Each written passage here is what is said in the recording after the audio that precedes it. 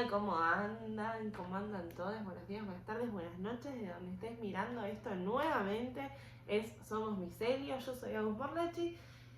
Y en este episodio, después de tanto tiempo, nos convoca por fin la violencia obstétrica. Este venía siendo un tema que hace un montón de tiempo quería abordar, porque es de mis grandes pasiones, los nacimientos, los partos, los eventos de nuestra sexualidad y bueno, las luchas del colectivo. Así que esta en particular creo que es una que, bueno, obviamente como Dula me convoca, como Dula, como usuaria del sistema de salud.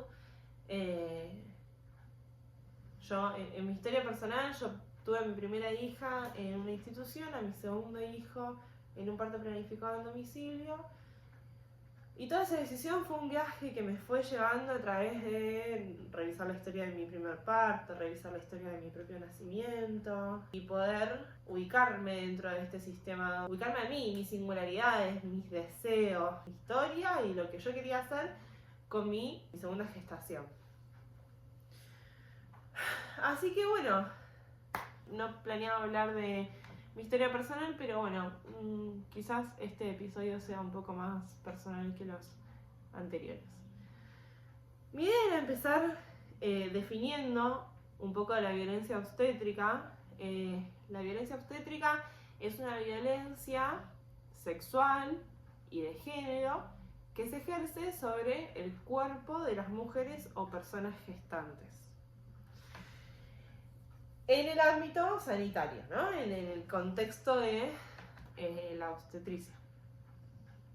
Es cuando se interviene un parto sin necesidad, sin consentimiento o sin respeto hacia las personas involucradas. Es cuando se medicaliza lo que es fisiológico, se infantiliza a las personas gestantes y se transforma lo que podría ser una experiencia de poder en un evento traumático, en un abuso sexual, dice llanamente.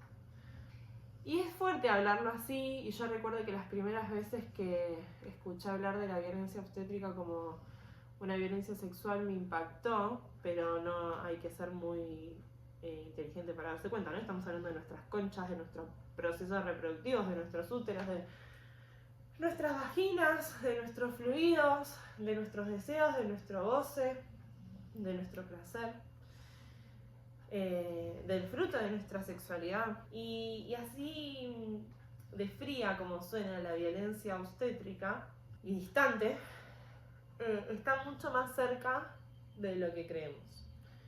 Los números del Observatorio de Violencia Obstétrica son alarmantes. Dicen que el 90% de los nacimientos en Argentina están atravesados por situaciones de violencia obstétrica.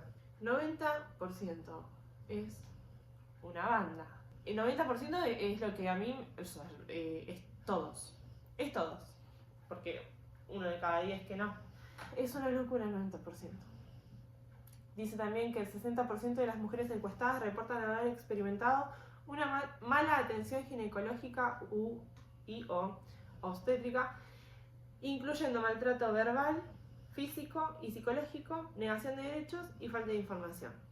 El 42% de las mujeres no fueron acompañadas o lo estuvieron solo por momentos durante sus partos vaginales o por cesárea.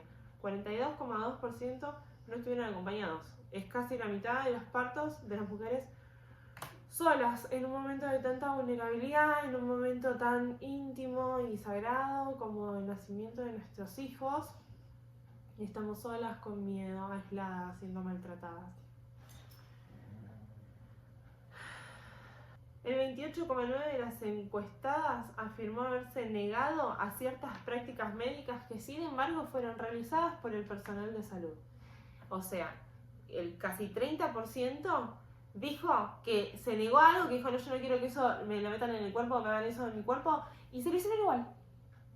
O sea, imagínense en qué otro ámbito de la salud vos decís, no quiero que me saquen esa muela, y el chabón te la saca igual. A pesar de la alta incidencia, solo el 10% de las mujeres que reconocieron haber sufrido violencia obstétrica iniciaron un trámite de denuncia. De estas que lo iniciaron, casi la mitad no recibió respuesta por parte de ningún organismo.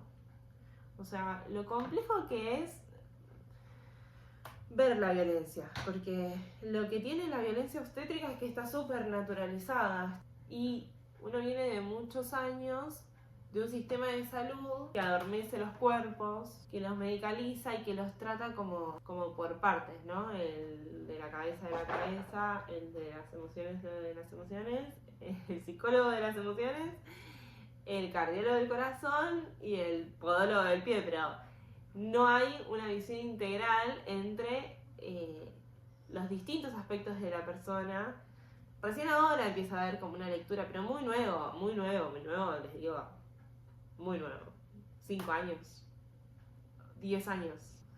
Y no todo el mundo piensa igual y no todo el mundo lo lleva a la práctica, y ni hablar en las instituciones es todavía mucho más complejo llevarlo a la práctica, porque está todo tan sistematizado, todo tan rigidizado, como estandarizado, que es mucho más complejo poder aplicar lo que alguno pueda cuestionarse de su labor médica, ¿no? Entonces decía, ya bastante difícil es ver que lo que me hicieron es violento, porque además el cuento te lo cuentan como que ellos te salvaron de la muerte de tu hijo, porque te desconectan tanto de tu cuerpo que vos después llegás al parto sin nunca haberte visto la concha, y después nadie te explica una mierda de lo que está pasando en tu cuerpo, el tejido social está totalmente roto, entonces yo tampoco sé mucho del embarazo de mi prima, de mi abuela, de estos temas no se habla, porque por mucha deconstrucción que podamos tener después de tantos años, igual nos falta un montón, y de un montón de cosas todavía no se habla. De sexo no se habla, de concha no se habla, de placer no se habla, y de maternidad no se habla, de embarazo no se habla, de puerperio mucho menos. Entonces no entendemos un choto. Cuando estamos ahí pariendo no entendemos nada. Por primera vez entramos en una sala de partos, no entendemos qué carajo está pasando, dónde nos mandan, como nada. Yo tengo la sensación de cuando entré en el hospital como que iba por un tubo, ¿viste? Como entré, guardia, contracciones, y te meten en una silla de ruedas, te llevan, te meten en una habitación, te hacen preguntas, te miden, te tocan, como y te dicen a dónde ir, dónde ponerte, qué hacer. Y ya desde muy temprano en la gestación te vienen diciendo, che, mirá que acá no se puede gritar porque hay gente durmiendo. Entonces, vos estás ahí toda contenida, sin poder registrar nada de todo lo intenso que te está pasando en el cuerpo. Y ya ahí empieza la primera intervención, y después todo eso es una cascada de intervenciones que derivan en, anda a saber que muchas veces son necesarias. Toda esa cascada es que te llevan a la habitación, que hay luces frías, que te hacen tactos, que te hacen monitoreos, que te hacen tactos a cada rato, que prenden las luces, que viene mucha gente, que viene gente que no conoces, con que no tenés confianza, que el lugar es frío, que un montón de cosas que van como tensionando el cuerpo y cerrándolo en un momento donde todo tendría que tender a la apertura. Van a salir 10 centímetros de mi concha. Necesito abrirme. No que me preguntes nada en este momento, ni que me metas tus dedos en mi concha. ¿Para qué querés? Y el para qué te dicen que es porque lo fisiológico es peligroso, que porque esto urge, porque si en esta hora no dilataste 1 centímetro es porque te estancaste, y si te estancaste te voy a poner oxitocina sintética para apurarte, y hay otra vez otra intervención, y después necesitas una epidural, y después necesitas una maniobra, y después necesitas una cesárea, y después tu hijo necesita neonatología, y después al final ellos fueron los que te salvaron. Lo siento, sé que es recrudo esta historia, pero es real y pasa todo el tiempo. Por eso ahí volvemos al principio. El 90% de los nacimientos en Argentina están atravesados por situaciones de violencia obstétrica. Entonces lo que hice fue preguntarle a ChatGPT, porque lo odio, pero nos estamos conociendo igual. Le pregunté cuáles eran las violencias más comunes en el ámbito de la violencia obstétrica. Y me respondió: violencias físicas y prácticas innecesarias, Y acá vamos a hablar un poco como de cada una, ¿no? Episiotomía sin consentimiento o innecesaria. Yo la viví, a mí me pasó, y la verdad es que es intransferible la vivencia de que te corten los genitales. Como el de la tijera. Es el día de hoy que lo tengo. Pasaron 6 años de ese corte. Y todo venía tan bien. Y era tan innecesario eso. Y siempre supe que era innecesario. Pero 2 años después, cuando parí un bebé de 5,5 kilos, por esa misma concha, lo confirmé que no era necesario. Cuando parí a mi bebé de 5,5 kilos en mi casa, sin anestesia, a mis tiempos, a mis ritmos, en mi casa, en mi hogar, con el calor de mi casa, los olores de mi casa, los colores de mi casa, la seguridad de mi casa, la seguridad, como todo ese nido que era mío, ese lugar conocido, donde yo tenía el control sobre lo que se hacía, y ahí mi cuerpo se puede relajar, expandir, abrir y darle paso a un bebé de 5,5 kilos. Tuve un desgarro muy chiquito que no necesitó siquiera sutura, que se curó solo, contra no sé cuántos puntos que me dieron en la episiotomía de José. Y este es otro tema, yo no sé cuántos puntos. Y tardé mucho tiempo en mirarme la concha. Que poco me la había mirado antes del embarazo, poco me la había mirado antes de ser dula y empezar en todo este camino al que me llevaron mis gestaciones. Y bueno, la verdad hay muchas. Nada, fuimos educadas para no saber, no preguntar, no tocar, no mirar, no nada. Cesáreas innecesarias. Intervenciones quirúrgicas sin razones clínicas reales, a menudo por conveniencia del equipo médico o protocolos institucionales, ¿no? Como si fuese gratis que me hagas una operación en este contexto, que me abras 7 capas, me saques un pibe, me hagas 22.000 puntos y después yo tenga que maternar, ¿entendés? O sea, después tengo un bebé que cuidar, no puedo hacer ningún posoperatorio y estoy viviendo el momento de crisis más grande de mi reputa vida, y a vos porque se te cantó el orto, porque había un partido de no sé qué mierda, porque se te venía un fin de semana largo, me hiciste una cesárea de mierda mintiéndome, diciéndome cualquier cosa. Es una locura. Y la cuarta es tactos vaginales reiterados y sin consentimiento.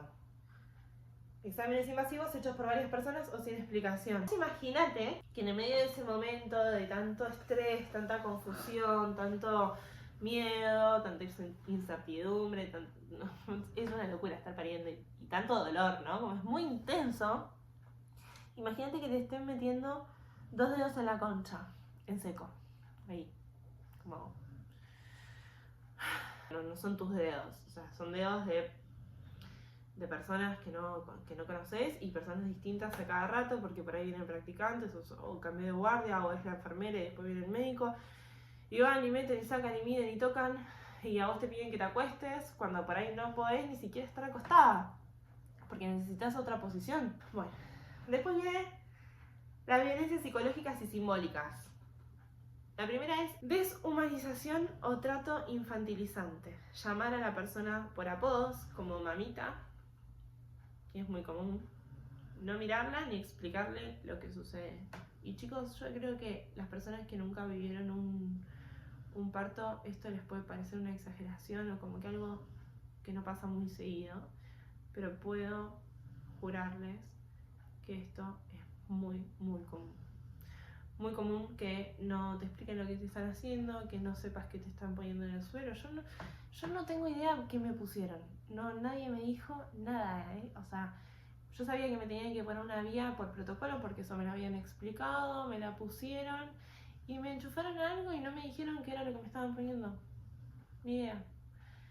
Mauro tampoco sabe. Cuando me rompieron la bolsa, no me explicaron tampoco lo que iban a hacer, ni me preguntaron, ni me dieron opción. Era sus tiempos y a ellos les parecieron que en ese momento ya era suficiente tiempo como para que la bolsa no estuviera sin romperse. Y me metieron una aguja y me la rompieron. No entendía nada yo en ese momento. Tenía tanto miedo que me habían tenido que poner una bigotera porque yo sentía que me desmayaba. Y tiempo después entendí como que era miedo, estrés, como estaba muy asustada y sentía que me iba a desmayar, me tomaban la presión y estaba bien, pero necesitaba como tener ese oxígeno.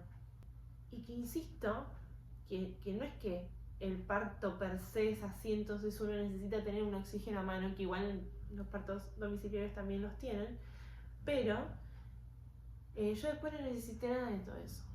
Y fue una experiencia tanto más hermosa, donde yo podía respirar profundo, ¿entendés? Y sentir el contacto en la piel de mi pareja y el aliento de mi partera y de mis dulas y de todas las personas que me acompañaron, y fue maravilloso. Bueno, el segundo, dentro de las violencias psicológicas y simbólicas, es la negación o ridiculización del dolor. Frases como no grites que asustas al bebé o vos te lo buscaste. Bueno, no grites que asustas al bebé yo nunca lo había escuchado. No grites sí, obvio, no que asustas al bebé, pero sí que no grites que hay gente en el piso que está internada o vos te la buscaste, o bien que te gustó, un montón de frases de mierda.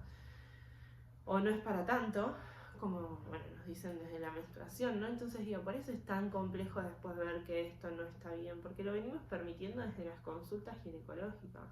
El punto número 3 dice culpabilización o manipulación emocional. Hacer sentir a la madre responsable si algo no sale como se esperaba. Esto es tremendo, chicos, es tremendo. Es como un chantaje, ¿no? Como una extorsión, esa manera de tenerte cortita, porque mira que si no vas a matar a tu bebé.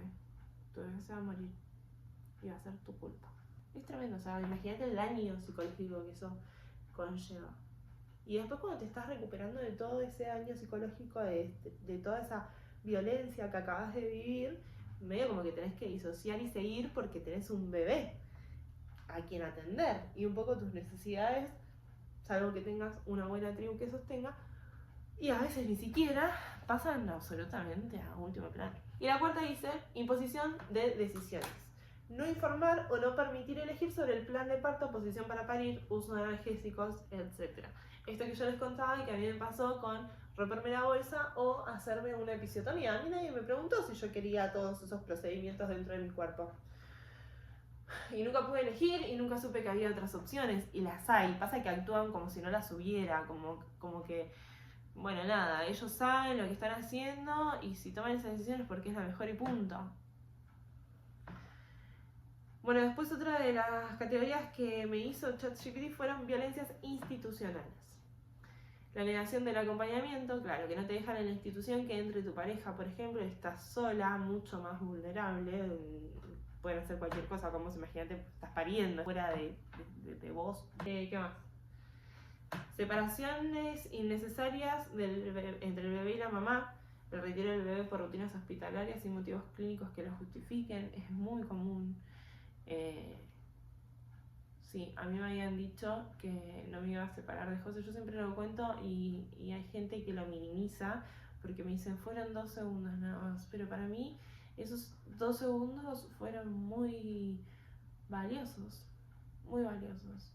En tiempo bebé es una eternidad. A mí me habían dicho que mi bebé no se iba a separar del papá. Y cuando, después de que me cosieron la concha por la episiotomía, me llevan a la habitación y estaba el papá y no estaba el bebé. Y le habían dicho que llamara por teléfono, que cuando yo llegaba se lo traía. Qué bronca que me dio. Y nada, y mucha gente lo minimiza como, ay, fueron 2 segundos. Sí, sé que hay un montón de gente que la pasa mucho peor y que la separan por un montón de tiempo. Pero para mí fue muy importante. Otro punto es la falta de privacidad. Partos atendidos con personas ajenas presentes sin cuidado del pudor o la intimidad, como esto de los practicantes en un momento tan íntimo, tan íntimo.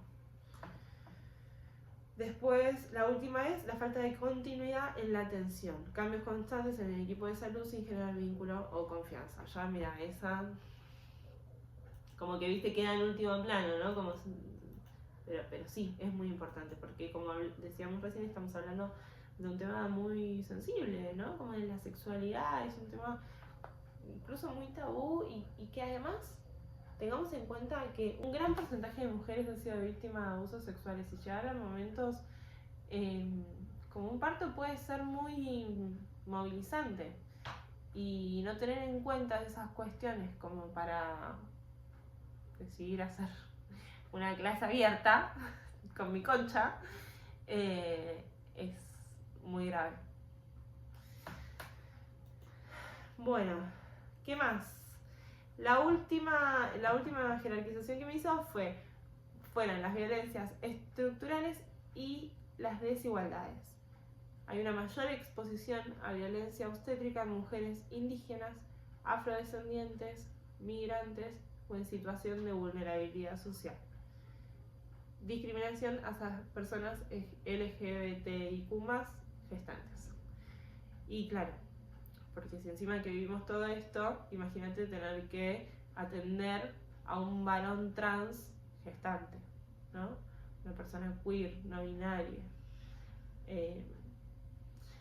O una mujer indígena que tiene una salita y un hospital anda a saber dónde. Y bueno, todas las violencias que las comunidades indígenas viven en nuestro país agravan toda esta situación.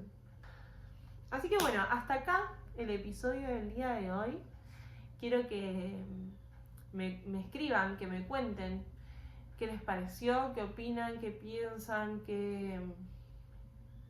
si coinciden o no con algo de todo lo que estuve hablando, si me faltó mencionar algo.